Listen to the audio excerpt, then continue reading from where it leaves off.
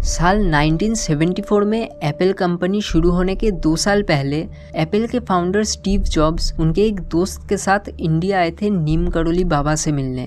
दरअसल Steve jobs काफ़ी समय से इंडिया आना चाहते थे हिंदुइज्म और इंडियन स्पिरिचुअलिटी को सीखने के लिए, और यहाँ आने के बाद उन्हें एक ऐसे बाबा के बारे में पता चला जिनके पास अनोखी शक्तियाँ हैं, जैसे कि एक ही समय पर एक से अधिक जगहों पे मौजूद होना या फिर एक उंगली से छूकर किसी को भी एक ट्रांस स्टेट में भेज देना, जो स्वामी विवेकानंद के गुरु रामकृष्ण परमहंस ने स्वामी विवेकानंद के साथ किया था, जिसके बाद स्वामी विवेकानंद पूरी तरीके से एक अलग इंसान बन चुके थे।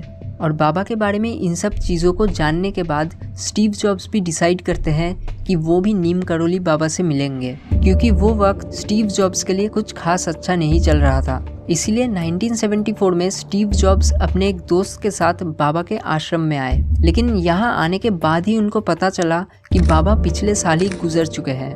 लेकिन ये सुनने के बावजूद भी उन्होंने डिसाइड किया कि वो वहाँ पर कुछ वक्त के लिए रहेंगे, और फिर उन्होंने काफ़ी समय तक वहाँ रहकर हिंदू धर्म के बारे में सीखा। और ठीक इसके 2 साल बाद स्टीव जॉब्स ने एप्पल कंपनी की शुरुआत की। नीम करोली बाबा के भक्तों की लिस्ट बहुत ही बड़ी है। स्टीव जॉब्स मार्क जुकरबर्ग जैसे बिजनेसमैन से लेके हॉलीवुड बॉलीवुड स्टार्स तक, और ये सब कुछ आपने दूसरे वीडियोस में ऑलरेडी सुना ही होगा। इसलिए इस वीडियो में नीम करोली बाबा के बारे में कुछ ऐसी बातें बताऊंगा जो आपने शायद पहले कभी सुना नहीं होगा, जैसे कि क्यों उन्हें हनुमान जी का अवतार माना जाता था, कैसे वो एक बार एक ही वक्त पे 2 शहरों में दिखाई दिए थे, और एक मंत्र जो वो अपने हर एक करीबी शिष्यों को देते थे ताकि उनके जिंदगी में भी अच्छे वक्त की शुरुआत हो सके। नीम करोली बाबा अपने शुरुआती दिनों में लगभग कई साल हनुमान जी की तपस्या किया करते थे, जिसके वजह से उन्हें हनुमान जी से कई सारे सिद्धियां प्राप्त हुई है। वो एक ऐसे बाबा थे जिनसे आप ना मिलके भी उनका आशीर्वाद प्राप्त कर सकते हैं। उनके भक्तों का ये कहना है कि जो लोग अपने अंदर उनसे एक डीप कनेक्शन बना लेते हैं, वो उन सब की मदद करते हैं। इस वीडियो में आप जानेंगे कि इन्होंने ऐसा क्या कर दिया था जिसके बाद से लोग इन्हें हनुमान जी का अवतार मानने लगे। लेकिन उससे पहले जानते हैं कि कैसे एक बार नीम करोली बाबा को उनके भक्तों ने एक ही वक्त पर 2 जगहों में एक साथ दिखाई दिए थे।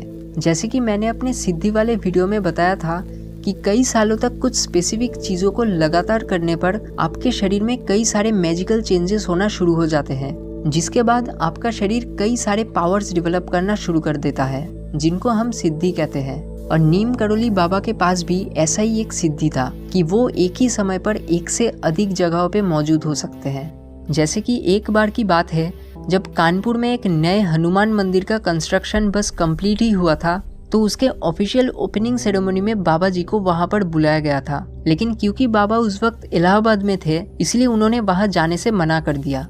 अगले दिन ओपनिंग सेरेमनी की सुबह थी, और बाबा जी सुबह उठने के कुछ देर बाद ही कहा कि उनकी तबीयत कुछ सही नहीं लग रही और उन्हें शायद कुछ देर के लिए सो जाना चाहिए, और फिर वो इलाहाबाद में ही अपने कमरे में जाकर सो गए। ठीक उसके अगले दिन उनके भक्त जब कानपुर से इलाहाबाद लौटे, तब उन्होंने कहा कि सेरेमनी बहुत ही अच्छे से हुई और बाबा जी खास वहाँ पर आए थे, इसलिए बाकी सबको भी बहुत अच्छा लगा था।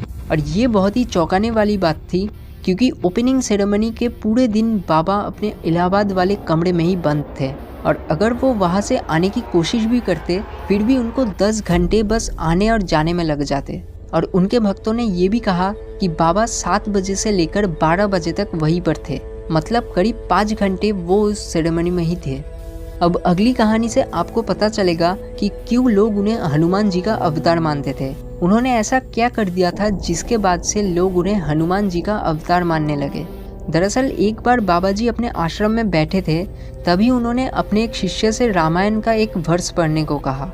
उनके कहने पर उनके शिष्य ने रामायण से अशोक वाटिका वाला वर्ष पढ़ना शुरू ही किया था। तभी नीम करोली बाबा वो पूरा सीन ऐसे बताने लगे जैसे वो खुद त्रेता युग में अशोक वाटिका पर गए थे, और उन्होंने वो सब कुछ अपने ही आंखों से देखा हुआ है। वो पूरे डिटेल्स में एक के बाद एक सीन बताते गए, और फिर वो बोलते बोलते ही रो पड़े, जिसके बाद से उन्हें लोग हनुमान जी का अवतार मानने लगे। नीम करोली बाबा का फिलोसॉफी बहुत ही इन्फ्लुएंशियल था, जिसके वजह से स्टीव जॉब्स जैसे कई सारे लोगों की जिंदगी उनसे मिलने के बाद पूरी तरीके से बदल गई थी। वो अपने हर शिष्यों को हमेशा राम का नाम जपने को कहते थे, और कहते थे कि इससे उनके जिंदगी में बदलाव आएगी। उनके पूरे लाइफ टाइम में उन्होंने 2 मेन आश्रम बनाया, एक वृंदावन में और दूसरा कैची धाम। और 11 सितंबर 1973 में after experiencing a diabetic coma लगभग रात के 1 बजे के करीब उनका देहांत हो गया। नीम करोली बाबा के फिलोसॉफी के हिसाब से दूसरों की सेवा करना ही हाईएस्ट फॉर्म ऑफ डिवोशन है और दूसरों के अच्छा करने और सोचने पर ही हमारी जिंदगी में भी अच्छी चीजें होना शुरू होती है। आज के लिए बस इतना ही। अगर वीडियो अच्छी लगी तो इसको लाइक और शेयर जरूर करना और ऐसे ही वीडियोस और देखने के लिए इस चैनल को सब्सक्राइब करना।